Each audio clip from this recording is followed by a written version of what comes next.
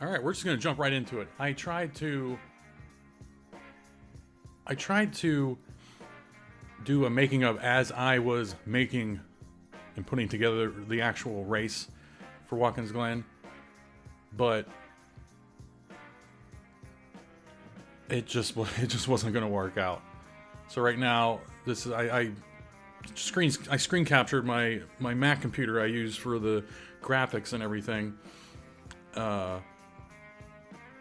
just to show how I put together the grid and everything, and you'll see how all the graphics look as I'm changing them and typing them in.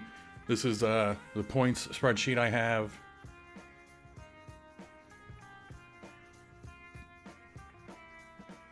I'm not even talking while I'm doing this. I'm talking while I'm watching this with you. So, yeah, I'll put the new race results from the race that I'm doing, and I'm setting that up so I can see the starting. I can see the positions, the starting positions, and the car number. And then I just start putting the grid together. And I have a folder on my desktop that has all the broadcasts, all the drivers set up like this. And you'll see I'll pull them in. And I had to flip everything around this race because the inside is the outside at Watkins Glen. But I have the drivers set up. It's pretty nice.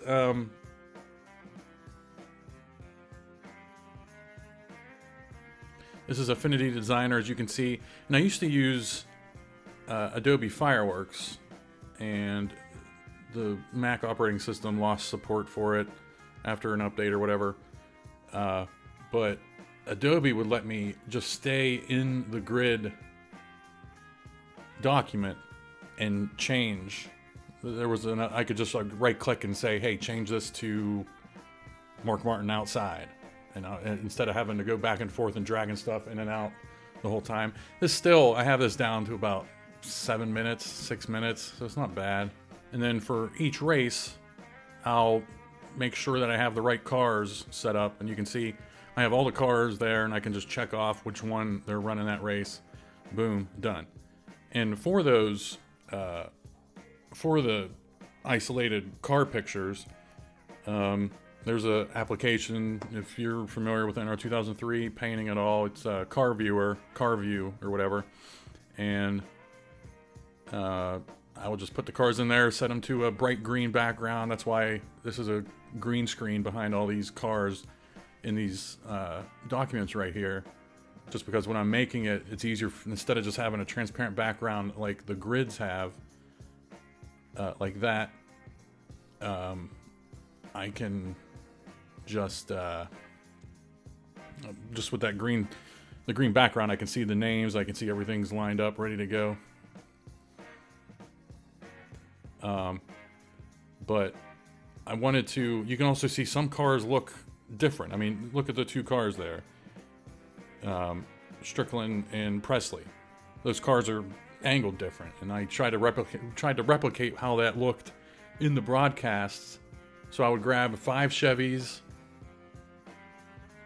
at a time, take pictures of them, and grab the next 5 Chevy cars and, just tweak the angle of the car a little bit, take those pictures, whatever. And then just using Photoshop, or I use Affinity Photo. It's the pink icon there in the dock at the bottom. Then I can just do some quick work with that, wipe out the green screen, and then I have all the cars. And of course, any driver that has multiple cars, I just have them using the same angle, so I can just throw all their cars in at once and not have it look weird. That's why the Lake Speed, they were perfectly in line, each one, because I did them all at once. There we are changing the race analysis. I have the fonts in there ready to go. I still don't know what the tire window is here, so I just put 20 to 30 laps. Here's what the points document looks like, and I just drag from Excel into there, and it's just Takes 5 seconds, but here's the bread, here's the backbone of the Excel. There's the points in order, how many points they've gotten each race. You know, Jeff Gordon's gotten 50 points. You know, won the race and led the most laps, 3 times there. And then this is the Winston Cup points, like the old school thing that I haven't really talked about much this season, and I'm not really gonna harp on it. But when I was putting this together, I hadn't looked up the points yet. I hadn't looked up the points in a while, so that's what the points looked like before Watkins Glen. I don't know why I'm doing this, to be honest. I should be deleting this eventually here.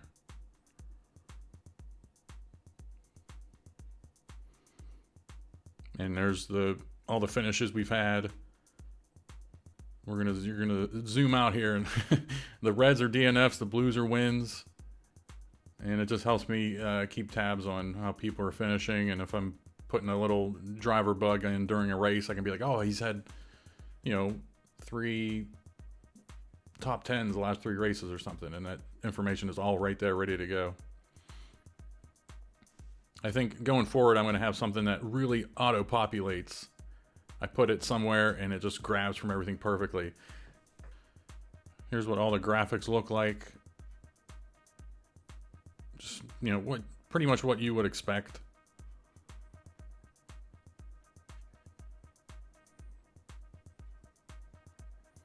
You can jump in here and change it. You can see on the right, and any drivers that I put in there, their headshots are already in there, and the headshots actually are the same size as the headshots from the grid, so I don't have to redo and change them by 3 pixels or 4 pixels for that to match. I'm just able to grab them from their grid picture, throw it in there, done. So those driver bugs aren't 100% accurate size compared to everything else, but don't tell anybody.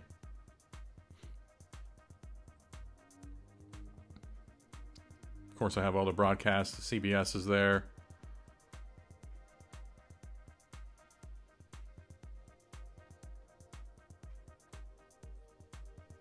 Again, what you would expect.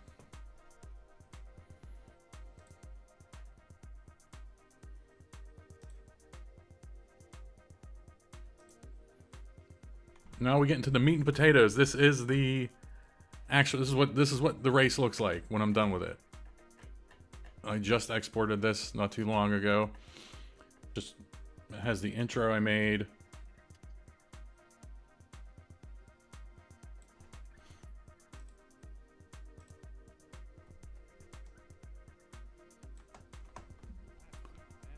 Has the last week. I mean, this is last week. I have all those already set up.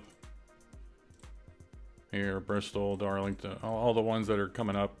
These are already done, ready to go. I have the next race ones here.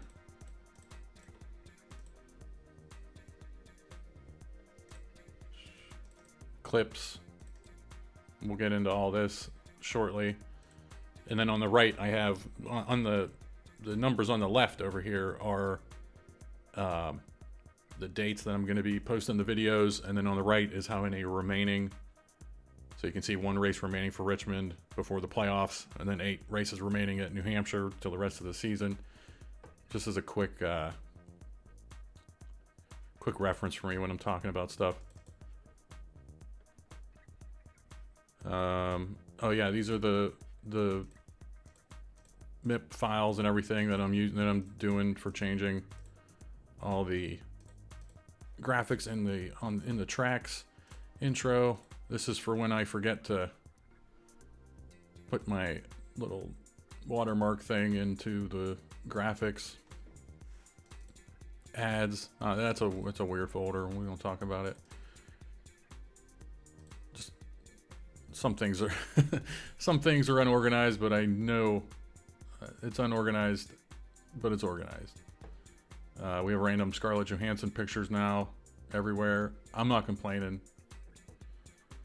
720F, that's just all the graphics we just used in the Watkins Glen race. Heading into the race, I'm just I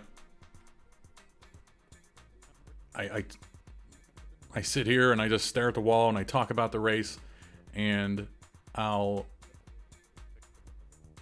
then listen to myself talking about the race and then go find the highlights and stuff that match it. This was a unique one because I wanted to go back and touch upon that missed thing we did, that missed turn we had earlier in the race. That was pretty much carbon copy of what happened at the end. And then I'm starting to get more comfortable with you know, the effects and everything. This is blue. I think we had red at the Brickyard. And again, I mean, you can just mess with everything here.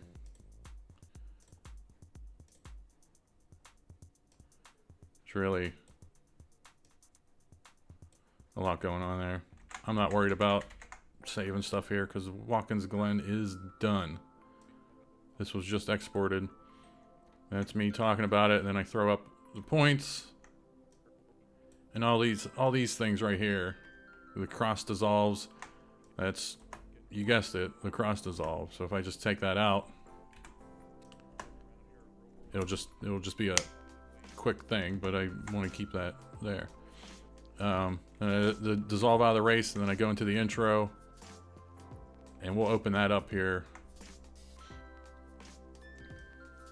So now we have the race intro pulled up, and this is chaotic. I should have, way back when, did a green screen of this, and we'll investigate the copter cam. But I mean, you got flags flying everywhere. That's what all these things are up here. Here comes the Speed World logo. Oh. So if we take that off, and that's just all chaos. And then down here is the Watt Broad. Down here, that's the audio from the race on YouTube, and then I have dissolves going in between all just the starting grid, and then I have the actual starting grid up here. And I kind of like what I've been doing recently. I think I started at Indianapolis, but having the first couple drivers down there, proof of concept, and then just throwing them up there. Because I think I mentioned during Indianapolis how I didn't like them covering the in-car cameras and stuff. So that's all fixed. And unfortunately, this was, well, whatever. Unfortunately, whatever. But this was a race where I didn't bleed the intro into the actual race because I wanted everyone to experience turn one. But I mean, it's just basic. It's just, I mean, it's common sense what I'd have to do. Just sync up the beginning of the race to that. So yeah, now we're at the beginning of the race. Throw up the race analysis. Throw up the sound pack thing. Thanks for watching. Flag. All this stuff's over here, and I just drag it in. I threw up the end credits this race too. I totally forgot I had made it, and I hadn't used them yet, but those are there. And then the first instance, we had a replay, and we had Joe Nemechek surfing in the sand. So what I do is I go through the replay and find out when that happened, which was the first lap. And you need a frame of reference, and I've talked about this in other videos. You need a frame of reference, so I'll use where I'm at. I'm right here on at the line. So when I go in the replay, I'll put myself right at that line, switch to Joe Nemechek, and then it just aimlessly records up to when I need it, and it's perfectly in sync right here to where I'm at on the track. And then these little title bugs, I just made them. I don't know how much of a tutorial I can give, but you just make them. And there's no rhyme or reason. I'll zoom out at the very end. It's the last thing I do. I'll zoom out and find where there aren't graphics and there's little holes, and I'll just throw something in there like that.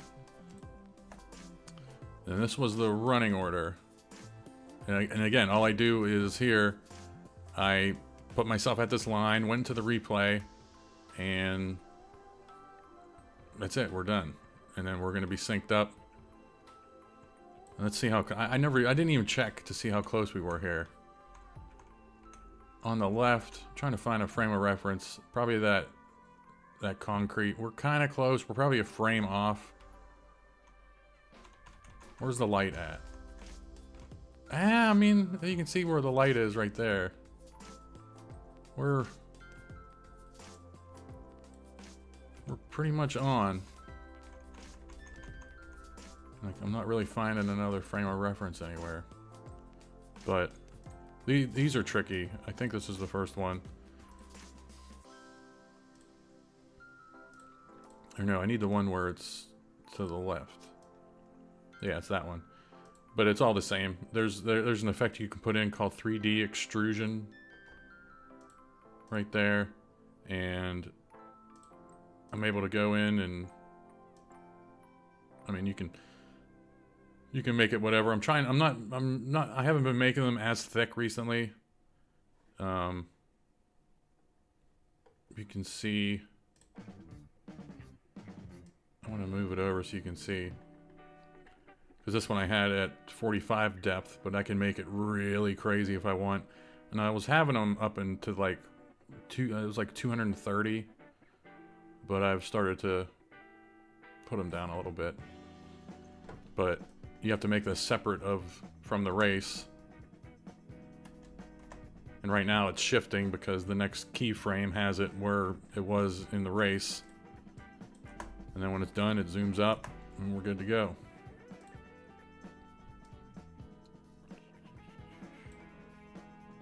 And while we're here, we'll do the copter cam. The copter cam I already made. I made it in a separate thing. I made it in a separate document, and I was looking for it earlier and I couldn't find it. Because I realized, hey, I have the copter cam. I never have to change it again, so we're done. We don't need it. That's not what you should do, but I have a key for chroma key on, but I took that off. So whenever I made the copter cam video, which was just all the separate parts that are flipping and flopping here, I just had them all separate and just transformed them, made them spin and stuff using HitFilm Express, and we're done. And then the chroma key is you select the blue, you just eyedrop it up there, because I guarantee, say we eyedrop that, it's not going to change, and the red might actually be gone, or it's trying to read. It's close to yellow, so that's why whenever you do chroma key or green screen, you just want it as crazy as possible. And I'm not sure why I picked blue over green here, because I think green was close to that yellow. I don't know, but that's the copter cam. And then here is just a matter of finding where I'm at in the race. Doing that, done. Then I go on YouTube, record a commercial, come back from commercial, and what I'm a big fan of is what I was there's the copter cam jumping in. It has a transparent background because of the chroma key, and so that's done. And then I just find an opportune time to zoom in on the car.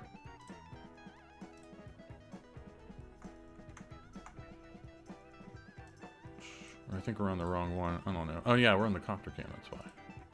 And there's the zoom in right here.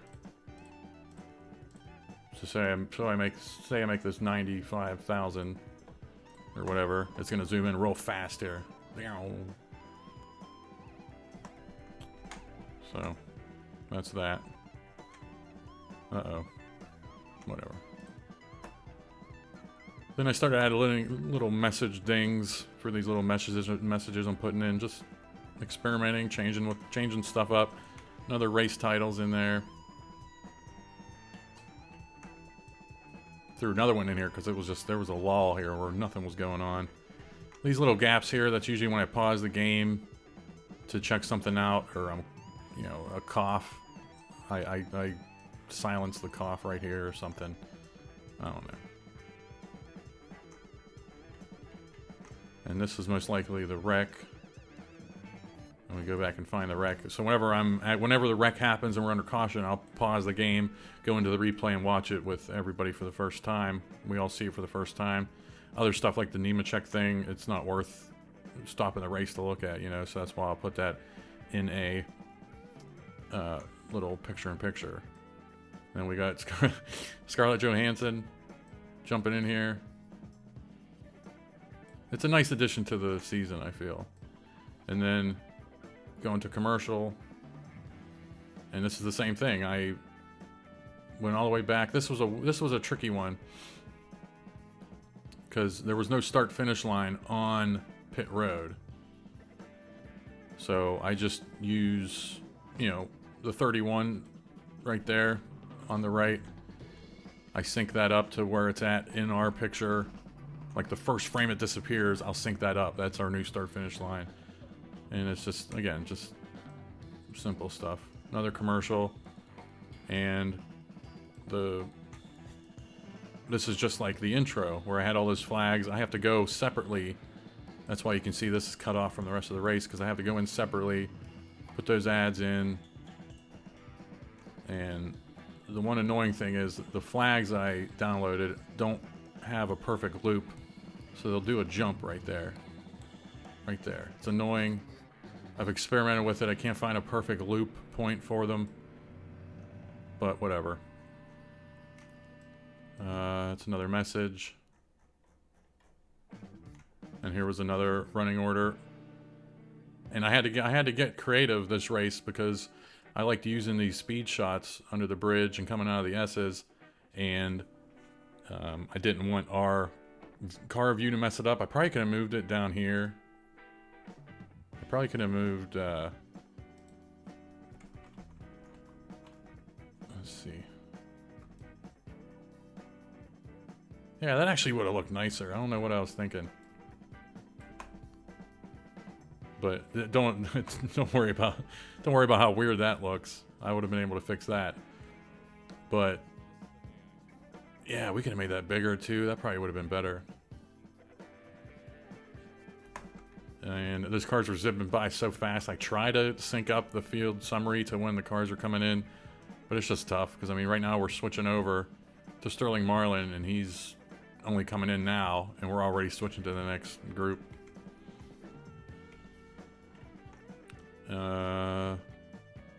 Yeah, this was a pause right here. I actually want to show you that. Watch what happens. If you can tell, we're gonna pause the game. And I don't know if you can tell that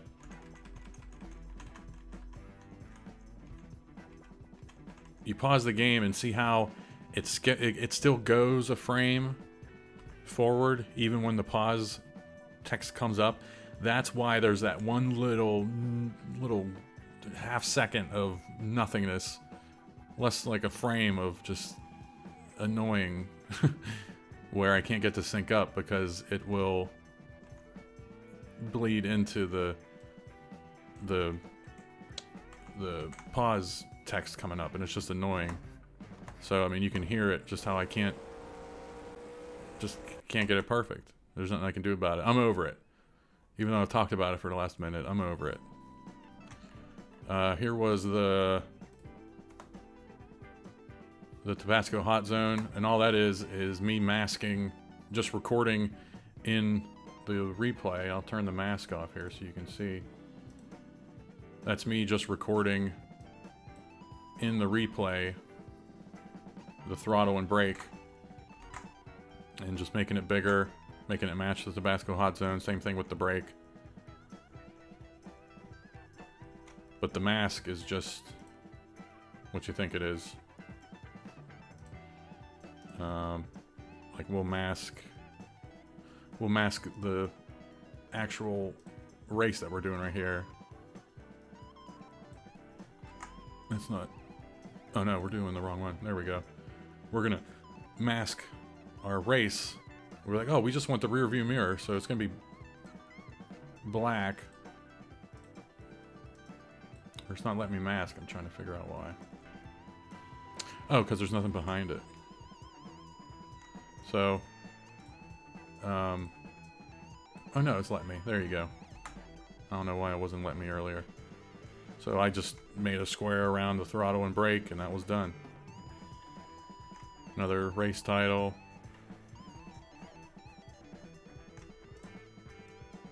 Dale Jarrett again, I just synced up our lap so we had an accurate time on when he went out. And I made a little bug for him, how many DNFs he's had. And we zoom back up. And this was the end of the race. Just same stuff, finding the stats, typing them in there, done. Running order, done. Threw the uncredits in. Threw the points in. Using different transitions. Whatever. And then I go find just a random part of the race I want to throw in there. No rhyme or reason to that. And then we're done. So that's, I mean, other than me actually spending, because I was planning on doing that. I was planning on doing a time-lapse thing and talking about stuff. But 10 minutes into it, it just became a tutorial in HitFilm Express. And I was like, this is dumb. But I think this is enough. You know, this is enough to show you how everything goes on the back end. And yeah, I mean, I'll be getting better, and I've been getting faster. Daytona and Rockingham at the beginning of the season, those took, as I was learning HitFilm and learning a workflow, those were taking like 12, 13 hours to do. And now I'm down to about 5.5, 6. So I like it.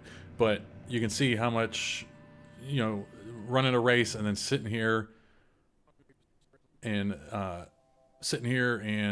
editing and stuff when all I want to do is get to that next race. You know, it gets frustrating where I'm like, come on, friggin' work, because I want to get out to Michigan or whatever. But it just hit me the past week or so. It just hit me. Like, you know, you're going too hard. Just take a break. And it's for the best. We're going to come back on Monday at Michigan, Bristol, and Darlington, and it's going to be a brand new everything. So I'm feeling good about that.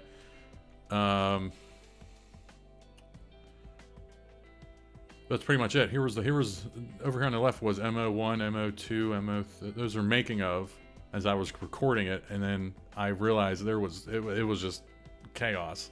So I was like, nah, we're not doing that. Oh, the copter cam. Yeah, these are the separate parts of the copter cam. Whatever. And then the grid, the HitFilm, it reads from the folder, it reads from the same home folder that you're in. So every race, all I do is drag in, I have them numbered on my computer, and all I do is drag them in here, and they auto-populate in my ESPN intro thing that we looked at earlier, and they're already in there. And But at the Glen's already in there, Watkins Glen's already in there, and I have all the other cities ready to go. So I just drag and drop in those intros, other than finding the replays and syncing them up to the broadcast audio and the in-car cameras and stuff. Those don't take that long.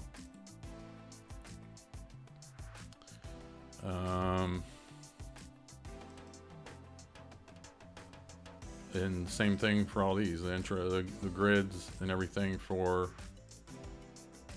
TNN. It's all here. TNN blimp, just the different audio. I have different bumpers for ESPN.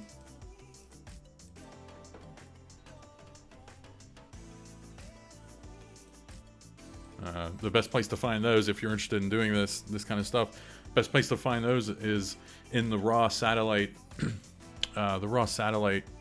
races on YouTube, because they don't go to commercial, they don't cut off, they just slowly fade out, and you get a lot of good extra music. Usual folder, that's going to be my Scarlett Johansson folder, and that also includes the message ding, the music I'm using at the beginning and ending now, that sound pack thing, another sound effect, that's this sound effects for the transition, when I advance forward in the race and whatnot. So yeah, that's pretty much it. I'm not sure how long this went. This might have been, I don't know, this might have been 25 minutes, 20 minutes. But yeah, there's really nothing else to say. I hope you, if you want any more information, if you're interested in this kind of stuff, leave a comment, let me know. And after this season wraps up, you know, dig deep into HitFilm, just if you're interested, and mess with everything. It's free, but there's also like the chroma key thing costs $10 or something. I've spent $30 maybe getting everything I need from it, and it's, you know, you got to pay for stuff sometimes. But that's it.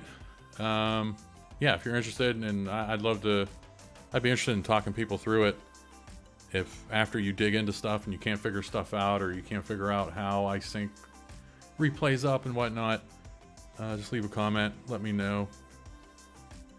And yeah, I'll see you on Monday at Michigan. Thanks for watching.